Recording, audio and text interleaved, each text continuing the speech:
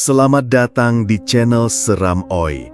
Kali ini saya akan menceritakan cerita yang berjudul Kiai Sepuh ini menyamar jadi tukang kebun di rumah juragan yang penganut jin pesugihan. Dan ini dia selengkapnya. Tahun 1988, Desa Kademangan, Jati Arum, sebuah desa yang terletak jauh dari hiruk-pikuk kota, menyimpan cerita-cerita yang membuat bulu kuduk meremang. Di desa itu, ada juragan kaya raya bernama Raden Suradipa. Namanya harum di telinga orang luar desa karena kekayaannya, namun justru mengundang ketakutan di hati warga sendiri. Betapa tidak, dalam 5 tahun terakhir, ia berhasil membangun rumah megah bertingkat 2 dengan arsitektur bergaya Belanda kuno, dihiasi kaca patri berwarna-warni, pintu besar dari kayu jati, dan halaman yang luas dengan pagar besi setinggi dada orang dewasa. Lumbung padinya penuh, ternaknya gemuk, kereta kudanya berlapis besi. Namun, di balik gemerlap harta itu, desanya justru semakin miskin. Padi di sawah warga sering gagal panen, ternak mereka mati mendadak, dan yang paling mengerikan, selalu ada warga yang hilang tanpa jejak pada malam tertentu. Rumah besar Suradipa bukan hanya tampak mewah, tetapi juga menyimpan nuansa mencekam. Di belakang rumahnya berdiri tegak sebuah pohon randu tua dengan batang sebesar 3 pelukan orang dewasa. Pohon itu berusia puluhan tahun, menjulang tinggi dengan akar-akarnya mencuat keluar dari tanah menyerupai cakar raksasa. Warga desa percaya pohon itu menjadi sarang makhluk gaib dan mereka tak pernah berani mendekatinya selepas maghrib. Konon, suara tangisan sering terdengar dari arah pohon itu, meski tak ada seorang pun terlihat. Di tengah ketakutan yang merajalela itu, datanglah seorang lelaki tua pada suatu pagi. Namanya Mbah Samirun. Penampilannya sederhana, bahkan terlihat lusuh. Ia mengenakan baju lurik kusam, celana hitam longgar yang sudah memutih di bagian lutut, dan di kepalanya menempel kopiah hitam yang warnanya pudar. Tubuhnya bungkuk, kulit wajahnya penuh keriput, dan tangannya kasar seperti tangan petani yang seumur hidup bergelut dengan tanah. Mbah Samirun melangkah perlahan melewati jalan setapak menuju rumah besar Suradipa. Sejumlah warga yang melihatnya hanya bisa saling pandang dan berbisik. "Siapa itu? Orang luar desa kah?" bisik seorang ibu-ibu sambil menutup mulut dengan selendang. "Aku dengar dia mau kerja jadi tukang kebun di rumah juragan," sahut lelaki tua lain sambil menggeleng. "Wah, berani sekali dia. Tidakkah dia tahu rumah itu berhantu?" Bisikan-bisikan itu terus mengiringi langkah Mbah Samirun. Namun, ia tak bergeming. Tatapan matanya teduh, bahkan senyumnya tipis, seolah tak peduli dengan rasa takut orang lain. Sesampainya di depan rumah besar, ia mengetuk pintu pagar besi yang tinggi. Tak lama kemudian, seorang penjaga membuka. Tubuh penjaga itu kekar, wajahnya galak. "Ada keperluan apa, Mbah?" tanyanya ketus. "Saya dengar juragan Suradipa butuh tukang kebun. Kalau diperkenankan, saya ingin melamar," jawab Mbah Samirun dengan suara lirih namun jelas. Penjaga itu menatapnya dari atas sampai bawah, meremehkan penampilannya. "Tukang kebun, tubuhmu sudah renta begitu, Mbah. Apa kuat?" Samirun hanya tersenyum. "Bekerja di tanah adalah nafas saya. Biarlah saya buktikan jika juragan berkenan." Perdebatan kecil itu akhirnya membuat penjaga menyerah. Ia mempersilahkan Mbah Samirun masuk dan menemui sang juragan. Di ruang tamu yang luas, dengan lampu gantung kristal berkilauan, Suradipa duduk di kursi besar berukir naga emas. Usianya sekitar 40-an, wajahnya tegas dengan kumis tipis, pakaian lurik halus lengkap dengan ikat pinggang kulit. Sorot matanya tajam, penuh wibawa sekaligus angkuh. "Siapa namamu, orang tua?" tanya Suradipa dengan nada setengah meremehkan. "Saya Samirun Juragan, hanya orang tua dari kampung sebelah. Saya ingin bekerja sebagai tukang kebun jika Juragan berkenan." Suradipa memandangnya lama, seakan menilai kemampuan lelaki tua itu. Ia butuh seseorang untuk merawat kebun yang mulai terbengkalai. Rumput liar menjalar, bunga-bunga layu, dan halaman penuh daun kering. Meski penampilan Samirun lusuh, ada sesuatu di sorot matanya yang membuat Suradipa tanpa alasan jelas berkata, "Baiklah, mulai hari ini kau jadi tukang kebunku. Gajimu akan diberikan setiap akhir bulan. Jangan mencampuri urusan lain, paham?" Samirun menunduk hormat, "Inggih Juragan." Kabar itu segera menyebar di desa. Warga makin heboh mendengar ada orang nekat bekerja di rumah Suradipa. Mereka yakin Samirun hanya akan bertahan sebentar, lalu kabur seperti pekerja sebelumnya. Sudah bukan rahasia lagi bahwa banyak orang yang mencoba bekerja di rumah itu berakhir sakit parah atau mendadak menghilang.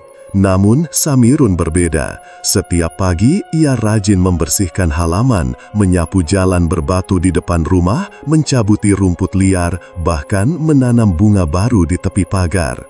Ia bekerja pelan namun rapi, tak ada keluhan keluar dari mulutnya, meski tubuhnya jelas renta.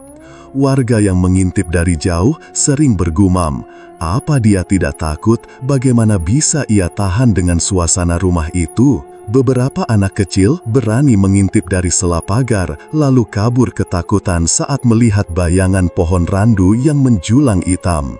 Mereka sering berkata kepada ibunya bahwa si tukang kebun selalu tampak tenang, bahkan ketika terdengar suara aneh dari arah belakang rumah. Hari-hari pertama berlalu dengan tenang, tapi suasana tetap menyimpan tanda-tanda mencekam.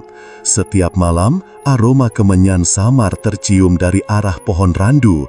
Kadang terdengar suara lolongan anjing panjang bersaut-sautan, meski anjing-anjing desa tak pernah berani mendekat ke rumah itu. Dan di balik semua itu, Mbah Samirun tetap bekerja dengan wajah teduh. Tak ada seorang pun tahu bahwa di balik sosok renta dan sederhana itu tersimpan tekad yang jauh lebih besar daripada sekedar menjadi tukang kebun. Ia datang bukan hanya untuk bekerja, melainkan untuk menyingkap misteri yang sudah lama menjerat desa Kademangan Jati Arum. Hari-hari pertama Mbah Samirun bekerja di kebun rumah besar itu berjalan dengan perlahan, namun setiap langkahnya seakan dituntun oleh firasat. Seolah tanah, pohon, dan udara di sekitarnya mengandung rahasia yang menunggu untuk diungkap. Pagi itu, ia menyapu halaman depan rumah Suradipa yang dipenuhi daun jati kering. Gerakannya pelan namun rapi. Sesekali ia menatap ke arah belakang rumah, ke arah pohon randu tua yang berdiri kokoh. Dari kejauhan saja, batangnya tampak menghitam, seakan hangus terbakar meski tak ada api. Akar-akarnya mencuat keluar dari tanah seperti urat-urat raksasa yang siap mencengkeram siapapun yang mendekat. Ketika Samirun mendekat ke kebun samping, ia menemukan tanah yang aneh, basah, lembek, dan mengeluarkan aroma anyir. Ia jongkok, meraup sedikit tanah itu, lalu mengendusnya. Bau darah tercium samar.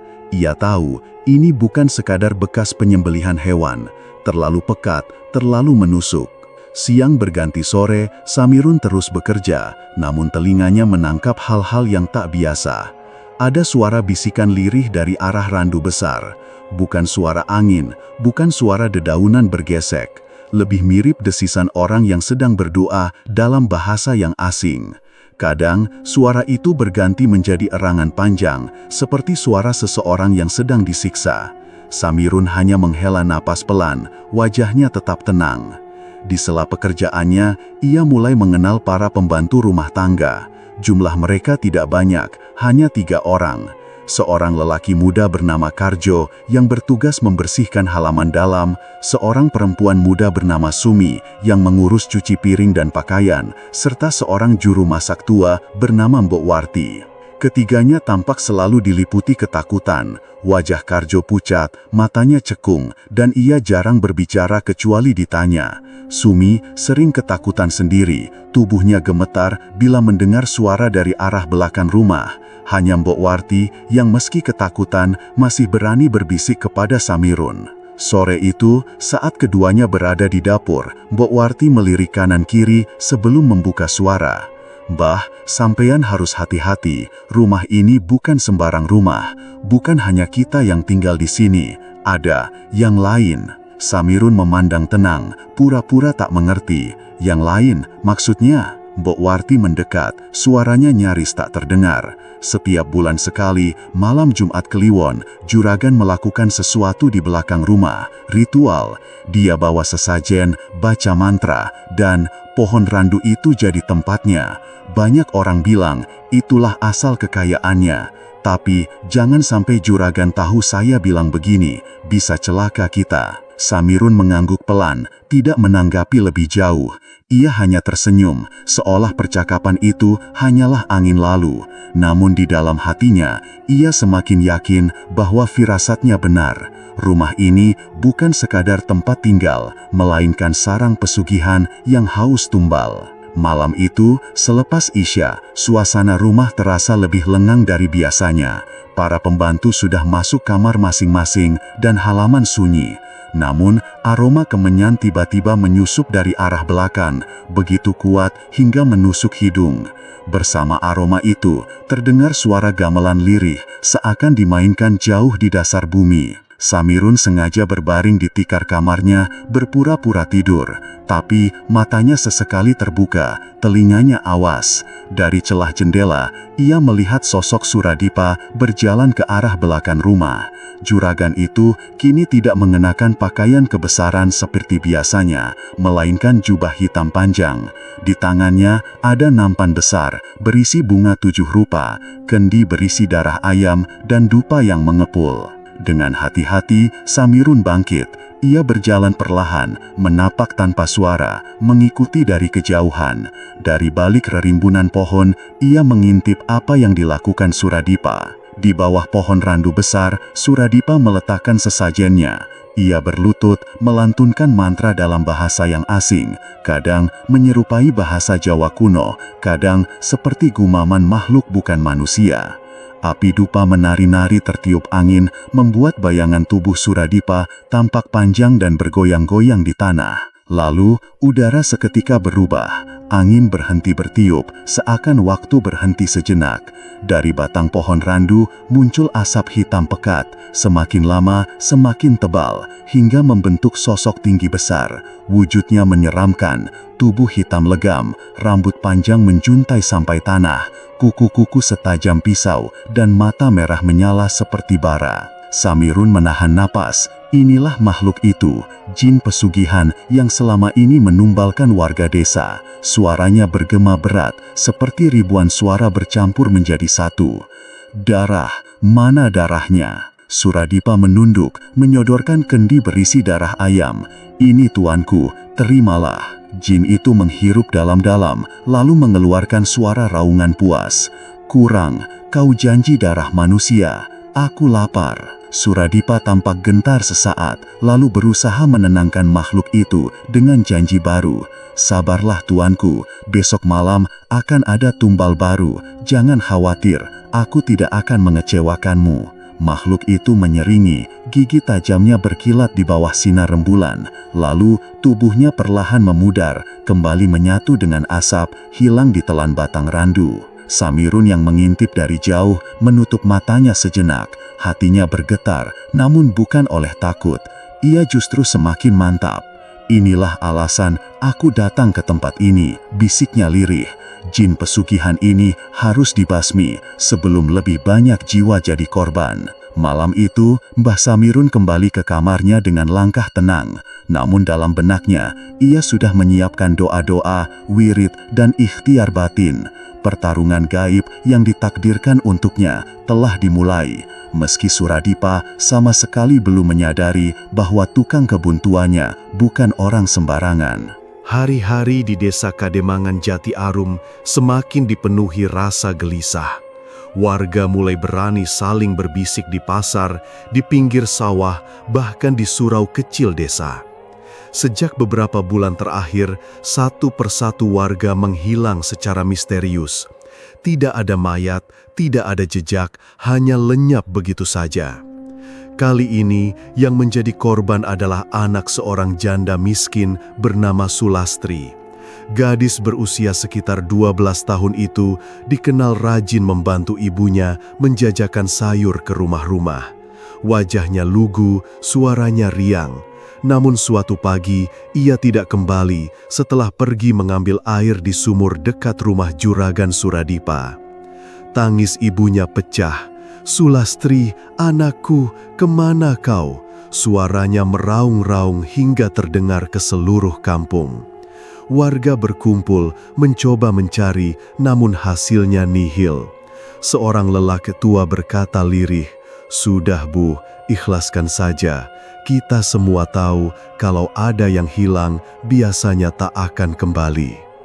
Ucapan itu membuat suasana semakin berat. Warga yang lain hanya menunduk, takut menyebut nama Suradipa, meski di hati mereka yakin semua ini terkait dengan kekayaannya yang penuh misteri. Mbah Samirun yang mendengar kabar itu hanya menghela nafas panjang. Hatinya berdesir, firasatnya menguat. Ia tahu korban baru telah dipilih oleh makhluk yang bersarang di rumah belakang itu. Siang harinya, setelah selesai mencangkul tanah di kebun samping, Samirun berkeliling lebih jauh, seolah hanya memeriksa tanaman. Namun sebenarnya, ia sedang menyelidiki. Langkah kakinya membawanya mendekat ke pohon randu besar. Di bawah rindang pohon itu, semak-semak tumbuh liar. Samirun memperhatikan dengan seksama, lalu matanya menangkap sesuatu yang tersangkut di antara ranting semak. Ia meraih dan menariknya. Sebuah kain lusuh, bagian bawah kebaya anak-anak berwarna coklat muda.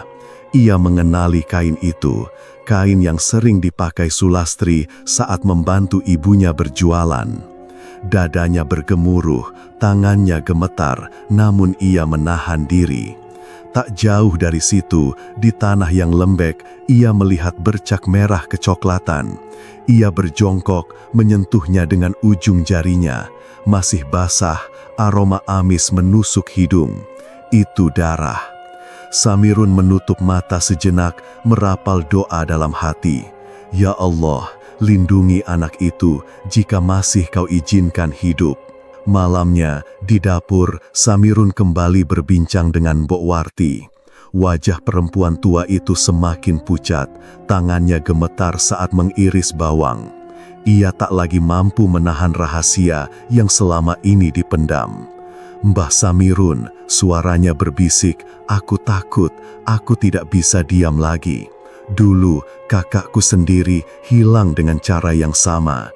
Sejak malam itu, aku tahu juragan punya perjanjian dengan sesuatu yang bukan manusia. Kakakku jadi tumbal, Mbah. Aku tidak bisa menolongnya. Aku masih kecil waktu itu. Tapi aku ingat betul, malamnya terdengar jeritan dari arah pohon randu. Besoknya, kakakku tidak pernah kembali." Air mata Mbok Warti menetes. Samirun mengangguk pelan, mendengarkan dengan wajah teduh. "Sabar Mbok, semua yang hilang tidak pernah sia-sia. Setiap kejahatan akan ada balasannya." Namun dalam hatinya, Samirun merasakan bara tekad yang semakin menyala. Malam itu, Samirun pura-pura berbaring di tikar, tapi seperti sebelumnya, matanya tidak benar-benar terpejam. Ia menunggu, dan benar saja, menjelang tengah malam, aroma kemenyan kembali menyeruak, lebih pekat daripada malam-malam sebelumnya. Ia bergerak perlahan, menyusup keluar, lalu mengambil posisi di balik pepohonan untuk mengintip ritual Suradipa. Di bawah cahaya rembulan, Suradipa sudah berjongkok di depan pohon randu, mengenakan jubah hitam panjang. Di hadapannya tersaji sesajen, kepala kambing, bunga 7 rupa, dan kendi besar berisi darah segar.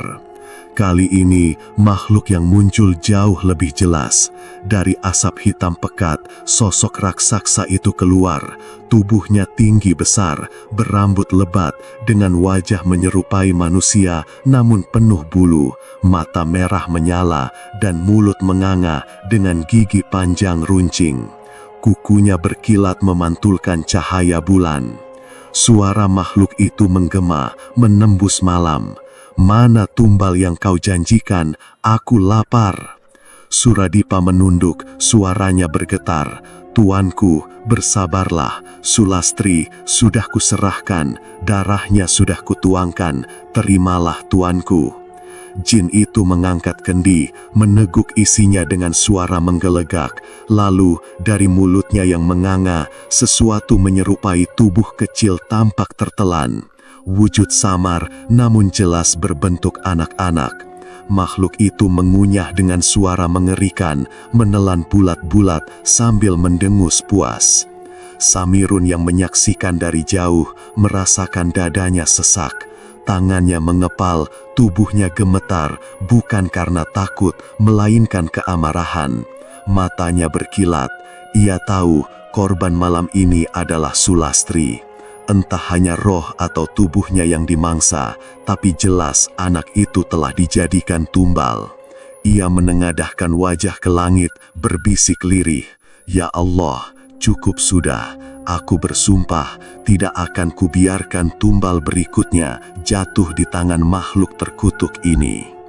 Di kejauhan, pohon randu bergoyang hebat, seolah ikut merasakan tekad yang baru saja diikrarkan oleh seorang tua, yang bagi orang lain hanya tukang kebun, namun sejatinya kiai sepuh yang menyamar. Malam itu menjadi titik balik dalam hati Samirun. Ia tidak lagi hanya mengamati, ia bersiap untuk melawan. Malam itu, angin bertiup lembut di halaman rumah besar Raden Suradipa. Bulan hampir purnama, namun sinarnya tertutup awan tipis, sehingga cahaya rembulan tampak redup dan menebarkan bayangan panjang di halaman yang luas. Bah Samirun duduk bersila di bawah pohon randu, matanya menatap akar besar yang mencuat dari tanah. Dalam hatinya, ia memikirkan tumbal-tumbal yang telah jatuh dan korban berikut yang mungkin terancam. Tiba-tiba, dari arah gerbang samping, muncul sosok lelaki tua lain. Tubuhnya tegap, meski rambutnya sudah memutih. Jubahnya sederhana, namun tatapannya tajam dan penuh wibawa. Samirun mengernyit, mengenali siapa itu. "Kiai Ma'ruf," bisik Samirun pelan. "Samirun, alhamdulillah kau ada di sini," jawab lelaki itu sambil tersenyum tipis. Ia melangkah perlahan, menyusuri kebun dengan langkah pasti. "Aku dengar kabar dari pesantren di Gunung Wilis, kau sedang menempuh jalan yang berat." Samirun menunduk hormat lalu menggeleng. "Kiai Ma'ruf, aku tidak ingin mengkhawatirkan siapapun. Aku yang memilih jalan ini. Pesugihan Suradipa sudah menjerat terlalu banyak jiwa. Aku harus menghentikannya." Keduanya duduk di bawah pohon randu, menjaga jarak agar suara mereka tak terdengar oleh penjaga rumah atau Suradipa sendiri. Kiai Ma'ruf memandang Samirun dengan mata yang penuh penilaian, lalu berkata dengan suara lirih, "Aku tahu kau bukan sekedar tukang kebun tua. Kau kiai sepuh dari pesantren jauh itu, bukan? Yang selama ini diam di lereng Gunung Wilis." Samirun tersenyum tipis, wajahnya menyiratkan kerendahan hati, namun ada kilatan tekad di matanya. "Benar Kiai Ma'ruf, aku memang kiai tua yang kau sebut. Aku datang ke sini dengan satu tujuan, menumpas pesugihan yang dilakukan Suradipa. Tidak hanya untuk menyelamatkan satu atau dua korban, tetapi untuk menghentikan rantai tumbal yang sudah terlalu lama terjadi." Kiai Ma'ruf mengangguk pelan. "Aku mendengar dari gurumu bahwa kau menerima firasat di alam mimpi. Apa yang kau lihat?" Samirun menarik nafas panjang. "Aku bermimpi, Guruku berdiri di antara cahaya putih, menatapku dengan mata yang penuh amarah, namun lembut. Ia berkata, "Samirun, pesugihan itu tidak akan berhenti dengan doa biasa. Kau harus turun ke Kademangan Jati Arum, menyamar, memasuki rumah sang juragan, dan menyiapkan benteng ilmu hikmah di sekelilingnya. Semua tumbal yang jatuh adalah jerat bagi jiwa-jiwa tak berdosa. Jika kau menunda, lebih banyak yang akan hilang." Kiai Ma'ruf terdiam, lalu menepuk bahu Samirun. "Maka, kau mengikuti perintah gurumu. Aku tidak akan menghalangimu. Tapi ingat Samirun, Suradipa bukan musuh biasa. Jin yang ia pelihara bukan makhluk yang bisa dilawan dengan sembarang doa. Kau harus menyiapkan wirid dan amalan khusus setiap malam, memagar rumah ini dari energi jahat. Jangan lengah sedikit pun." Samirun mengangguk. "Aku sudah memulai sejak beberapa malam lalu. Aku menyiapkan lingkaran doa di sekitar pohon randu, menyebarkan air doa di setiap sudut rumah, dan membaca wirid tertentu sebelum tidur. Aku diam-diam mengawasi gerak-gerik Suradipa, memastikan ritualnya tidak berjalan sempurna. Tapi, Kiai Ma'ruf, aku merasa kekuatan goib itu semakin waspada. Kadang, aku mendengar suara jin meraung keras, api dupa sering padam sendiri walau tidak ada angin, dan beberapa pohon di kebun bergetar sendiri. Itu tanda bahwa mereka mulai curiga." Kiai Ma'ruf mengernyit, "Ya, mereka bisa merasakan gangguan dari energi yang kau pancarkan. Itu normal, tapi juga berbahaya. Kau harus ekstra hati-hati. Jangan sampai Suradipa menemukan kelemahanmu." Samirun menatap pohon randu yang menjulang tinggi. Batangnya tampak seperti menahan rahasia gelap. "Aku tahu, Kiai Ma'ruf. Aku harus menunggu waktu yang tepat untuk bertindak. Tumbal-tumbal yang jatuh selama ini membuat jin pesugihan semakin kuat. Aku harus menyiapkan diri secara batin, dan aku harus menyelamatkan siapapun yang masih bisa diselamatkan sebelum ritual berikutnya." Malam itu, Samirun mengangkat tangannya, berdoa lirih dalam bahasa Jawa kuno, diikuti doa-doa panjang yang diwariskan gurunya. Angin malam bertiup sepoi-sepoi, daun-daun bergesek lembut, namun tidak ada yang mengganggu. Hanya cahaya bulan yang memantul samar di batang randu, menimbulkan bayangan panjang di tanah. Kiai Ma'ruf memperhatikan dengan seksama. "Sabar Samirun, kesabaran adalah senjata Kiai tua. Kau tidak hanya menyiapkan diri untuk melawan jin, tapi juga melawan keserakahan manusia. Suradipa sendiri adalah musuh yang licik, menyembunyikan niatnya di balik topeng kekayaan. Dan jin itu haus darah manusia. Tidak ada yang bisa menolong selain kau sendiri dan kekuatan yang kau persiapkan." Samirun menunduk, meneguhkan hati. "Aku sadar, Kiai Ma'ruf, ini bukan sekedar pertarungan fisik atau goib, ini pertarungan batin. Aku harus menjaga kesadaran dan doa-doaku tetap kuat meski tubuh renta ini melelahkan. Aku tidak akan mundur." Kiai Ma'ruf tersenyum tipis, namun wajahnya serius. "Baiklah Samirun, aku akan tetap mengawasi dari jauh. Jika sesuatu terjadi padamu, aku akan turun membantu. Tapi kau harus tetap menyamar. Jangan biarkan Suradipa tahu siapa kau sebenarnya, bukan sebelum waktunya tiba." Malam itu, Samirun menatap jauh ke arah rumah besar. Dari kejauhan, lampu-lampu kecil di dalam rumah berkelip samar. Aroma kemenyan menyebar, bercampur dengan bau tanah basah dan dedaunan. Ia tahu malam-malam berikutnya akan semakin sulit. Jin pesugihan semakin waspada, dan Suradipa mulai mencurigai gangguan dalam ritualnya. Tapi, tekad Bah Samirun semakin kuat. Ia bukan hanya tukang kebun renta yang bersikap tenang. Ia adalah Kiai Sepuh, murid setia dari pesantren Gunung Wilis yang datang untuk menumpas kegelapan yang telah lama mengikat desa Kademangan Jati Arum. Ia menunduk pelan, menutup mata sejenak, dan melanjutkan wiridnya. Malam itu menjadi malam pembuktian pertama bagi Mbah Samirun bahwa pertarungan batin dan goib sudah menantinya di depan. Dan sekali lagi ia menegaskan dalam hati, tidak ada tumbal berikutnya yang akan jatuh selama aku masih bisa berdoa, masih bisa menjaga energi ini. Hari-hari berlalu, namun ketenangan yang Mbah Samirun harapkan tak kunjung datang. Malam-malam di rumah Raden Suradipa kian mencekam.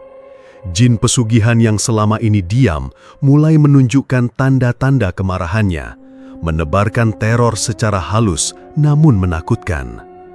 Siang hari, ketika Samirun sedang membersihkan semak di sekitar pohon randu, ia mulai mendengar bisikan tipis di telinganya. Suara itu bukan datang dari arah manapun, seolah muncul dari udara sendiri. "Samirun, tinggalkan, pergi, jangan ikut campur," kata suara itu berulang kali, lirih namun menusuk. Samirun menegakkan punggung, menepuk tanah dengan ujung jari dan melanjutkan pekerjaannya. Ia tahu itu hanyalah tipu daya untuk membuatnya gentar. Namun bukti fisik mulai muncul. Pohon randu yang menjulang tinggi dan tampak seperti penjaga rumah itu mulai bergetar hebat, meski angin sore tidak ada. Daun-daunnya berdesir seperti terdengar suara raungan, dan akar yang menjulur keluar tanah bergerak seperti ular besar. Samirun menatapnya dengan mata teduh, tak bergeming, namun hatinya tahu bahwa jin pesugihan itu semakin waspada terhadap energi yang ia pancarkan. Saat ia kembali ke rumah untuk makan siang, ia melihat sesuatu yang aneh di kaca besar ruang tamu. Di balik pantulan kaca, muncul bayangan hitam tinggi dengan mata merah menyala. Sosok itu diam, menatap lurus ke arah Samirun. Seketika jantungnya berdebar, namun ia menenangkan diri dengan wirid singkat di dalam hati. Bayangan itu perlahan menghilang, seakan hanya ingin menunjukkan kehadirannya. Teror itu juga berdampak pada para pembantu rumah. Beberapa di antara mereka mulai melarikan diri. Karjo, lelaki muda yang biasanya membantu membersihkan halaman, menghilang tanpa pamit. Sumi pun meminta izin pulang lebih awal dengan alasan sakit mendadak. Warga desa yang mengantar mereka pulang berbisik bahwa rumah itu memang kerasukan kekuatan jahat. Namun Mbok Warti tetap bertahan. Wajahnya pucat, namun matanya menyiratkan keteguhan. Malam itu, ia mendekati Samirun di dapur. "Bah, aku takut, tapi aku tidak bisa meninggalkan rumah ini. Kalau kau tidak ada, aku tidak tahu apa yang akan terjadi. Tolong lindungi aku," suaranya bergetar. Samirun tersenyum tipis, meletakkan tangannya di bahu perempuan tua itu. "Tenang, Mbok, selama aku ada, tidak ada yang akan menyakitimu. Kau cukup diam dan tetap menjaga diri." Namun, malam berikutnya, teror itu mencapai puncaknya. Saat Samirun berbaring di tikar kamarnya, lampu minyak bergoyang hebat. Aroma kemenyan yang disediakan sebelumnya menjadi pekat dan panas di hidungnya. Tanpa peringatan, udara di sekelilingnya menjadi berat dan bayangan gelap muncul dari sudut kamar. Makhluk itu berbentuk hitam legam, besar, dan menakutkan. Tubuhnya menjulang setinggi langit-langit kamar, rambut panjangnya menjuntai ke lantai, dan kuku-kukunya panjang dan melengkung tajam. Makhluk itu meluncur ke arah Samirun dengan kecepatan yang menakutkan, menindih dadanya dengan satu cakar panjang. Napas Samirun terhenti sejenak karena tekanan yang sangat kuat. Namun, Kiai Sepuh itu tidak gentar. Ia menegakkan tubuhnya sedikit demi sedikit sambil merapal doa-doa panjang yang diwariskan gurunya. Suara getarannya bergema di kamar. "Bismillahirrahmanirrahim, la ilaha illallah," serunya dengan tegas. makhluk itu menggeram, menjerit panjang, dan tubuhnya bergetar hebat. Cakar yang menindih dadanya mulai melepaskan tekanan sedikit demi sedikit. Samirun melanjutkan wiridnya, menyapu ruangan dengan energi batin yang kuat. Lalu, dengan satu dorongan doa yang mantap, makhluk itu menjerit keras, meledak menjadi asap hitam pekat, dan lenyap di telan malam. Samirun terengah di lantai, napasnya masih berat, namun matanya bersinar dengan keteguhan. Ia tahu ini hanyalah permulaan. Jin pesugihan itu tahu bahwa ada kekuatan lain yang hadir di rumah ini, bukan manusia biasa, melainkan kiai sepuh yang menyamar sebagai tukang kebun. Keesokan harinya, Suragipa mulai menunjukkan tanda-tanda curiga. Ia menatap Samirun dengan pandangan berbeda, mengamati setiap gerakan tukang kebunnya. Suara-suara jin yang biasanya setia dan patuh, kini makin liar, sering meraung bahkan saat ritual sedang berlangsung. Api dupa yang seharusnya membakar dengan sempurna, kini beberapa kali padam tiba-tiba, membuat Suradipa berulang kali menyalakannya sendiri. Rasa cemas muncul di wajah Suradipa. Ia mulai mengawasi Samirun lebih dekat, bahkan menugaskan seorang pengawal khusus untuk mengikuti aktivitasnya. Ada yang mengganggu ritualku, gumam Suradipa sendiri di ruang tamu. Matanya menyorot tajam ke arah Samirun yang tampak sedang merawat bunga di halaman. Aku tidak salah lihat, ada energi asing yang mencoba menembus kekuatanku. Para pembantu yang tersisa, Mbok Warti dan Sumi yang masih ragu-ragu, semakin ketakutan. Mereka memperhatikan perubahan Suradipa dan ketegangan di rumah semakin meningkat. Malam demi malam, mereka bisa mendengar suara jeritan, raungan, dan langkah berat di koridor, walau tak ada seorang pun terlihat. Samirun menatap Suradipa dari kejauhan, tahu bahwa waktunya untuk bertindak semakin dekat. Ia harus menyiapkan strategi, memperkuat pagar goib yang ia bangun, dan terus mengawasi setiap gerak-gerik jin pesugihan itu. Teror malam sebelumnya menjadi pengingat bahwa musuhnya tidak hanya licik, tetapi haus akan kekuasaan dan tumbal. Namun, tekadnya tetap tak goyahkan. Tidak ada yang akan jatuh sebagai tumbal selanjutnya, bisiknya pelan di antara doa-doa. Ia menyadari pertarungan ini bukan hanya soal tubuhnya, tetapi juga soal melindungi jiwa-jiwa tak berdosa yang sudah lama terjerat dalam pesugihan Suradipa. Malam itu berakhir dengan keheningan penuh ketegangan. Pohon randu masih berdiri tegak, bayangan gelapnya menutupi sebagian kebun, seakan menyembunyikan rahasia jin yang baru mengintimidasi. Samirun duduk bersila di bawahnya, merapal wirid, menenangkan energi batin, dan mempersiapkan diri untuk malam-malam berikutnya. Suradipa kini curiga, jin pesugihan mulai liar, dan semua tanda menunjukkan bahwa konfrontasi antara manusia dan jin akan segera memuncak. Malam Jumat Kliwon tiba dengan udara yang berat dan pengap. Angin malam bertiup pelan, namun membawa aroma tanah basah dan kemenyan terbakar yang menusuk hidung siapapun yang mendekat. Pohon randu besar di halaman belakang rumah Suradipa tampak lebih menyeramkan dari biasanya. Cabang-cabangnya merentang ke langit, bayangannya menutupi sebagian kebun. Samirun telah menunggu saat yang tepat.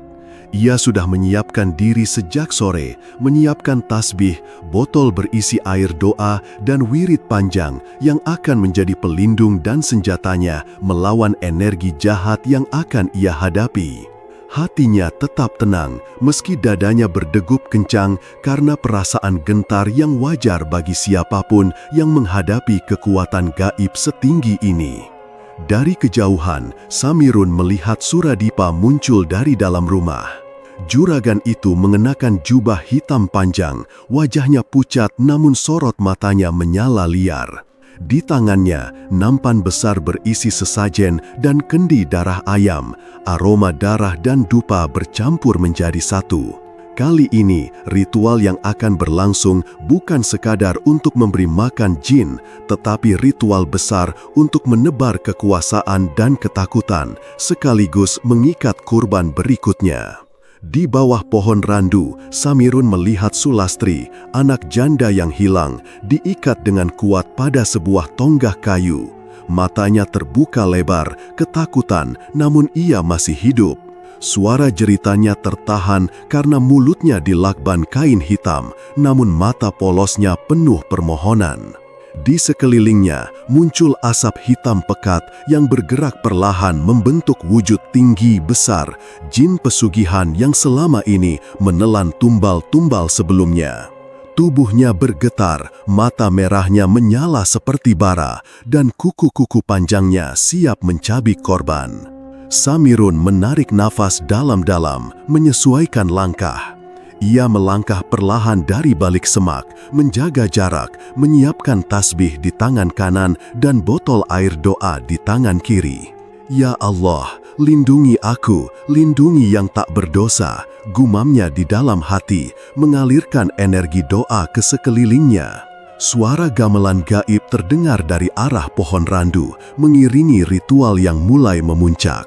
Tiap dentingnya seperti merasuk ke tulang, membuat tanah di sekitar pohon memuntahkan percikan api kecil, menambah kengerian suasana. Akar pohon bergerak, merayap di tanah seolah hidup sendiri, mencoba menangkap siapapun yang mendekat. Suradipa mulai kerasukan sebagian oleh jin pesugihan. Tubuhnya bergetar hebat, wajahnya berubah menyeramkan, kulitnya pucat dengan mata memerah, mulutnya bergerak seperti mengunyah sesuatu yang tak terlihat. Sebagian tubuhnya seperti memudar dan menyatu dengan makhluk gaib, sementara suaranya kini terdengar dua lapis, setengah manusia, setengah jin. Bawa tumbal, aku lapar, aku haus darah manusia, teriaknya dengan suara menggema. Samirun menunduk, merapal wirid, menguatkan energi batinnya. Setiap langkah harus diukur, setiap gerakan penuh konsentrasi. Ia harus menembus pusaran energi jahat yang mengelilingi pohon randu tanpa membahayakan Sulastri. Tanah di sekelilingnya bergetar, api kecil menyembur dari retakan, dan bayangan gelap berputar mengelilingi ritual. Ia perlahan maju, tasbih bergerak di tangan kanan, setiap butirnya merapal doa-doa pelindung. Botol air doa ia arahkan ke arah akar dan batang pohon randu, meneteskan sedikit demi sedikit sambil membaca ayat-ayat suci. Setiap tetes yang jatuh, asap hitam dari jin bergetar, mengurangi energi yang mengikat tubuh Suradipa dan Sulastri. Makhluk hitam itu menyadari gangguan, mengaum keras, suara raungannya mengguncang udara malam. Kuku panjangnya mencabik tanah, membuat serpihan tanah bertebaran. Bayangan-bayangan kecil muncul, menyerang Samirun, namun ia tetap fokus, memantapkan langkah dan hati.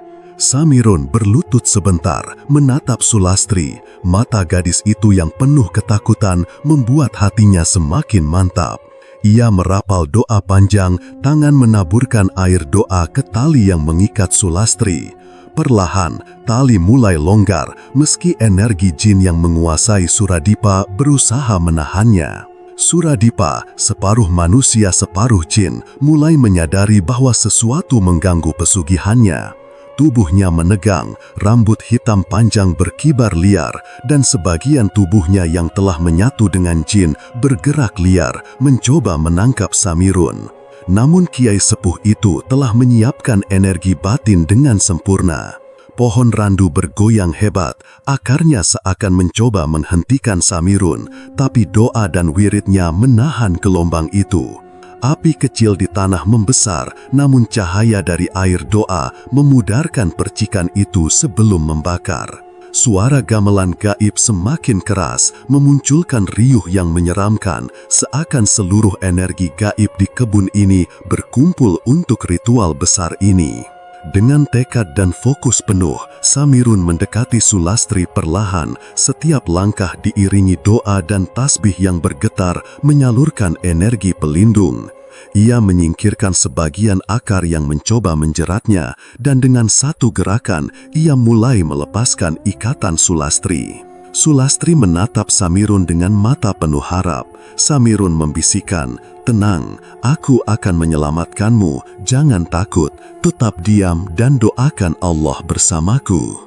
Pertandingan gaib malam itu pecah, bukan hanya antara Samirun dan jin, tetapi juga energi Suradipa yang mulai terpecah karena pengaruh doa dan wirid Kiai Sepuh. Tanah bergetar, api menyembur, dan suara gamelan gaib mengaum, seakan seluruh energi gaib di kebun ini berkumpul untuk ritual besar ini. Dengan tekad dan fokus penuh, Samirun mendekati Sulastri perlahan, setiap langkah diiringi doa dan tasbih yang bergetar menyalurkan energi pelindung. Ia menyingkirkan sebagian akar yang mencoba menjeratnya, dan dengan satu gerakan, ia mulai melepaskan ikatan Sulastri. Sulastri menatap Samirun dengan mata penuh harap. Samirun membisikkan, "Tenang, aku akan menyelamatkanmu, jangan takut, tetap diam dan doakan Allah bersamaku." Pertarungan gaib malam itu pecah, bukan hanya antara Samirun dan jin, tetapi juga energi Suradipa yang mulai terpecah karena pengaruh doa dan wirid Kiai Sepuh. Tanah bergetar, api menyembur, dan suara gamelan gaib mengaum, seakan seluruh energi gaib di kebun ini berkumpul untuk ritual besar ini. Dengan tekad dan fokus penuh, Samirun mendekati Sulastri perlahan, setiap langkah diiringi doa dan tasbih yang bergetar menyalurkan energi pelindung.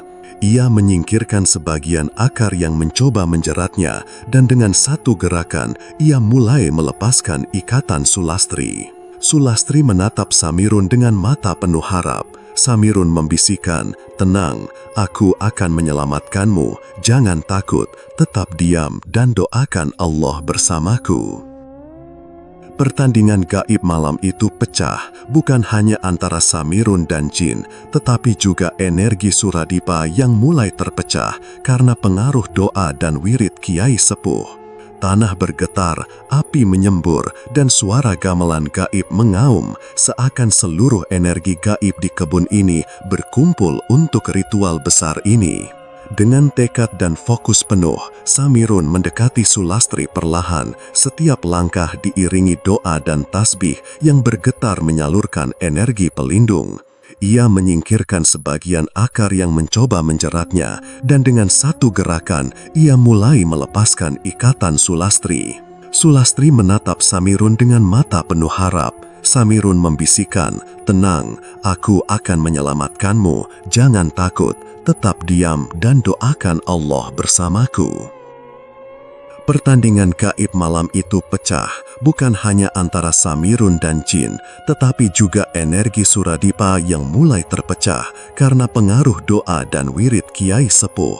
Tanah bergetar, api menyembur, dan suara gamelan gaib mengaum, seakan seluruh energi gaib di kebun ini berkumpul untuk ritual besar ini. Dengan tekad dan fokus penuh, Samirun mendekati Sulastri perlahan, setiap langkah diiringi doa dan tasbih yang bergetar menyalurkan energi pelindung. Ia menyingkirkan sebagian akar yang mencoba menjeratnya, dan dengan satu gerakan, ia mulai melepaskan ikatan Sulastri. Malam itu, udara di desa Kademangan Jati Arum terasa panas dan berat meski bulan purnama menebarkan cahaya redup. Dari halaman rumah Raden Suradipa, terdengar suara gemuruh yang aneh, seolah tanah dan langit saling beradu. Pohon randu besar yang selama ini menjadi saksi bisu dari berbagai ritual tumbal bergoyang hebat, ranting-rantingnya berderak menakutkan. Mbah Samirun berdiri tegak di tengah halaman, tasbih di tangan kanan, botol air doa di tangan kiri, tubuh renta namun penuh energi batin. Ia menatap Suradipa yang separuh tubuhnya kini terserap oleh jin pesugihan. Tubuh juragan itu tampak menyeramkan, kulitnya pucat, mata menyala merah, dan mulutnya bergerak sendiri seperti mengucap mantra gelap. Setiap detik yang berlalu, energi jahat itu makin liar, dan Sulastri yang selamat menatap dengan mata penuh ketakutan dari balik semak. "Ya Allah, aku berserah hanya kepadamu, bisik Samirun, menutup mata sejenak sebelum melantunkan doa panjang terakhir. Suara lantunan doa itu bergema di kebun, menembus udara malam, menggetarkan akar pohon randu, dan memantul ke dinding rumah besar. Setiap kata yang ia ucapkan menyalurkan energi pelindung, menahan laju kekuatan jin pesugihan yang haus darah. Makhluk hitam besar itu mengaum keras, suara raungannya mengguncang udara, menimbulkan percikan api kecil di tanah yang kering, membuat tanaman dan semak bergoyang liar. Kuku panjangnya menghantam tanah, menciptakan retakan yang memuntahkan asap pekat. Suradipa yang tubuhnya sebagian menyatu dengan jin meraung histeris. "Kau tak akan bisa menghalangi, tumbal, kekayaanku," teriaknya dengan nada yang pecah antara manusia dan jin. Samirun tetap tenang, merapal setiap doa dengan keyakinan penuh. Ia melangkah maju perlahan, tasbih bergerak di tangan kanan, setiap butirnya menjadi sumber energi yang menahan serangan jin. Air doa yang ia teteskan ke tanah sekitar pohon randu memantulkan cahaya lembut, menahan percikan api yang hendak menyambar tubuh Sulastri. Pertarungan mencapai puncak, jin pesugihan meledak dengan ledakan suara yang menggetarkan seluruh halaman. Tubuhnya berubah menjadi asap hitam yang panas dan pekat, membakar sebagian cabang pohon randu.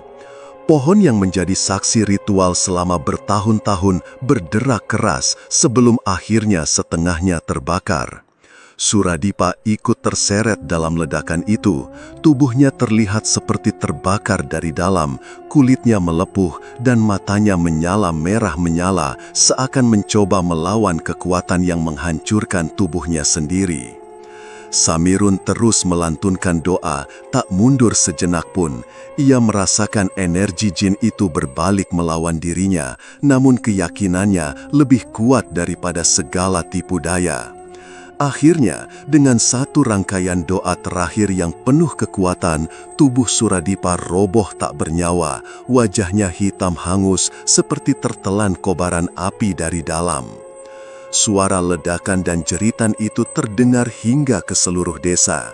Warga desa yang selama ini hidup dalam ketakutan dan kehilangan banyak sanak famili karena tumbal berbondong-bondong datang dengan lentera dan obor. Mereka menatap rumah besar itu dengan campuran takut dan penasaran.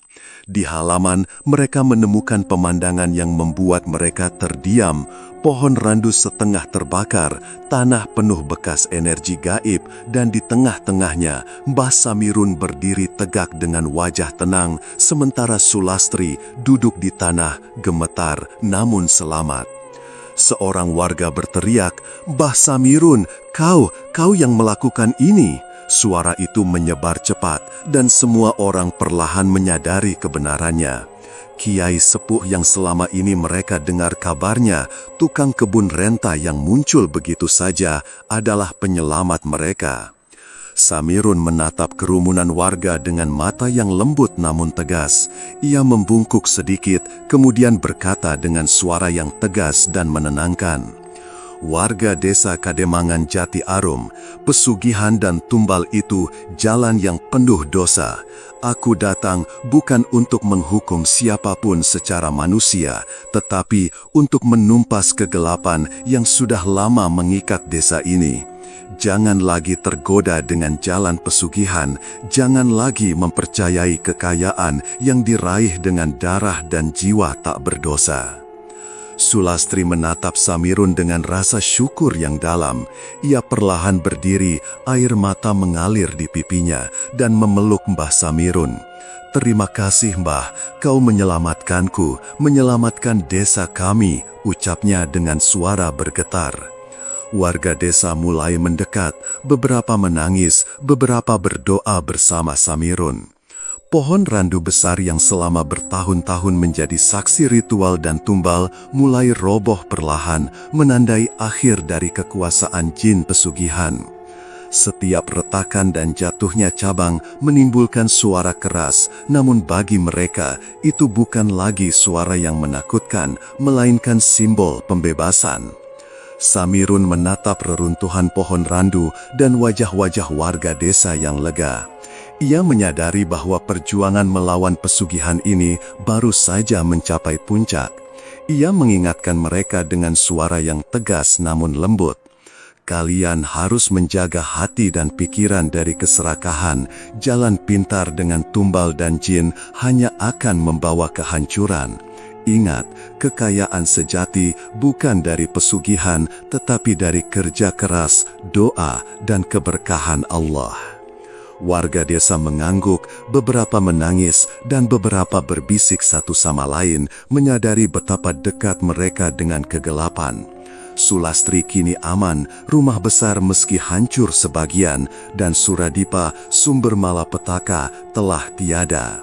Malam itu, desa mulai menata kembali ketenangannya. Namun bagi Samirun, ia tahu tugasnya tidak berhenti di sini. Ia telah menegakkan keadilan gaib, menumpas jin pesugihan, dan menolong jiwa-jiwa tak berdosa. Identitasnya sebagai kiai sepuh akhirnya terungkap, namun ia tetap rendah hati, mengingatkan bahwa ilmu dan kekuatan harus selalu digunakan untuk kebaikan. Di tengah reruntuhan, ia berdoa, menyalurkan energi terakhir ke tanah dan sisa-sisa pohon randu, memastikan semua jejak pesugihan hilang dan tidak ada lagi energi jahat yang tersisa. Desa Kademangan Jati Arum malam itu merasakan ketenangan yang telah lama hilang. Udara malam terasa ringan dan aroma kemenyan berubah menjadi wangi bunga yang menenangkan. Samirun menatap bintang di langit, tersenyum tipis. Ia tahu perjuangan melawan kegelapan selalu panjang, tetapi malam ini ia berhasil membebaskan desa dari cengkraman pesugihan, menegakkan kebenaran, dan menyelamatkan jiwa yang tersengsara.